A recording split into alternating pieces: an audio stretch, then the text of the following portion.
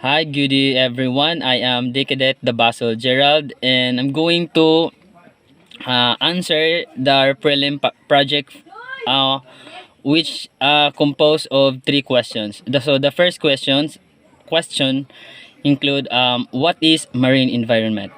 So the marine environment includes the waters of seas and estuaries, the seabed and its subsoils, and all marine wildlife and its sea and coastal habitats. It is a precious asset, a heritage that must be protected, conserved, and properly valued. The seas and oceans are greatest source of biodiversity. So, number two questions is what are the major sources of marine pollution and its impact, hazards to human, animals, and shipping industry? So, the major sources of marine pollution includes land-based sources. So, land-based sources which composed of byproducts of industry, runoff from agricultural pesticides and herbicides, influence discharge from urban areas, exploration and exploitation activities. Also, marine pollution from shipping and maritime industry, which includes collision, grounding, or accidental discharge, operational discharge, tank washing, ballasting or deballasting, machinery space discharge, and docking. So, how marine pollution affects human?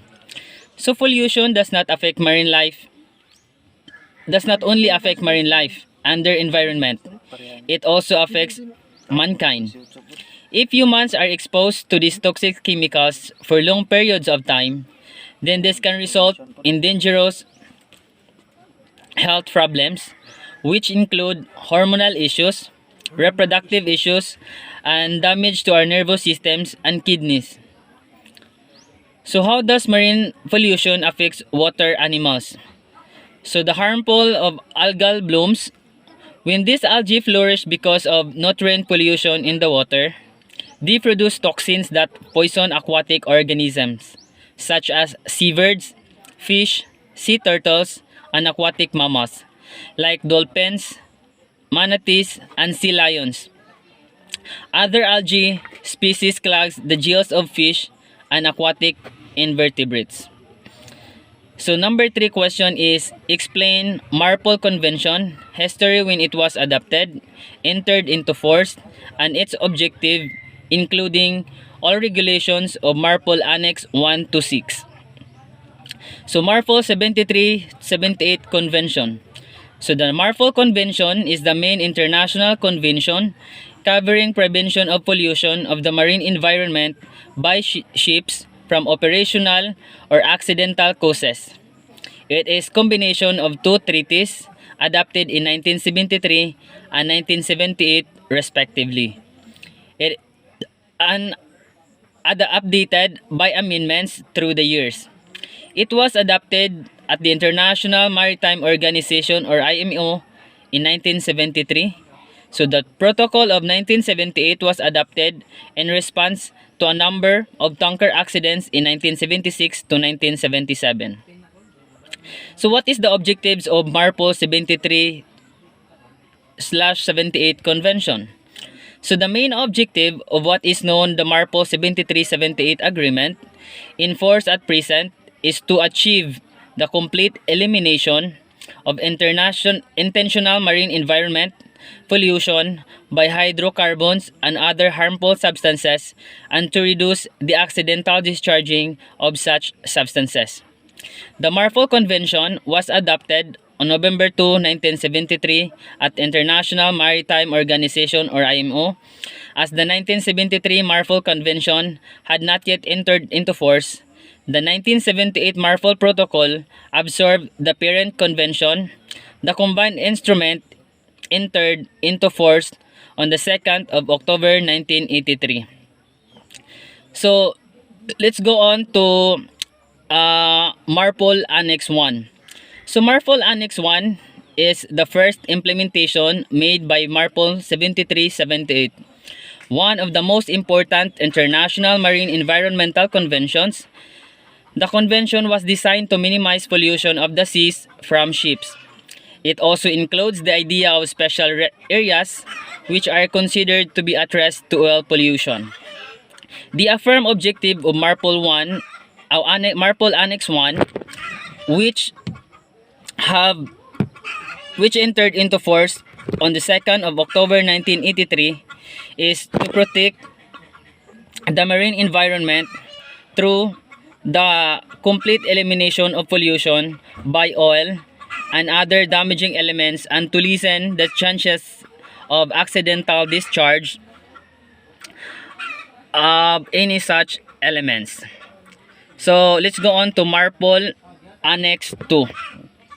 MARPOL Annex 2 is a regulation for the control of pollution by noxious liquid substances in bulk. So the main principle of Annex 2 is to dilute cargo residues in seawater, to prescribe limits depending on their pollution hazards, and facilitate the distribution of discharges by utilizing the wake of the ship. So what is MARPOL Annex 3? So MARPOL Annex 3 entered into force on the 1st of July 1992, also set as regulations for the prevention of pollution by harmful substances in package form, and includes general requirements for the issuing of detailed standards on packing, marking, labeling, documentation, stowage, quantity limitations, and exceptions. So, what is MARPOL Annex 4? So, MARPOL Annex 4 contains a set of regulations regarding the discharge of sewage into the sea from ships, including regulations regarding the ship's equipment and systems for the control of sewage discharge, the provision of port reception facilities for sewage, and requirements for survey and certification. So what is MARPOL Annex 5? Annex 5 of the MARPOL Convention aims to eliminate and reduce the amount of garbage being dumped into the seawater in the sea from ships. Its terms include all kinds of food, domestic and operational waste that are likely to be disposed of during the normal operation of the ship. Amendments to Annex 5 were adopted by Resolution MPC 201-62, which entered into force on 1st of January 2013. The revised Annex 5 prohibits the discharge of all garbage into the sea, except as provided otherwise. For example, Annex 5 totally prohibits of the disposal of plastic anywhere into the sea, and severely restricts discharge of other garbage from ships into coastal waters and special areas. And lastly, the MARPOL Annex 6. MARPOL Annex 6, first adopted in 1997. It limits the main air pollutants contained in ships' exhaust gas, including sulfur oxides and nitrous oxides, and prohibits deliberate emissions of zone-depleting substances.